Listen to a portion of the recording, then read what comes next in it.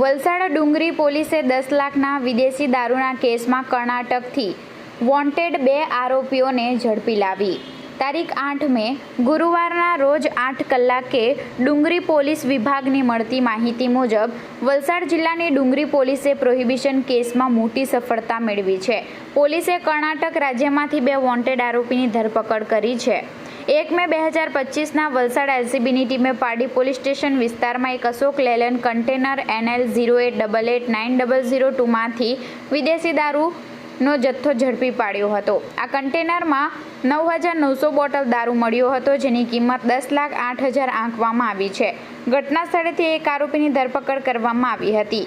Pardi police સ્ટેશનમાં IPC કલમ મુજબ હેઠળ ગુનો દાખલ કરવામાં આવ્યો હતો, જે કેસની તપાસ PI UH પટેલને સોંપવામાં આવી હતી.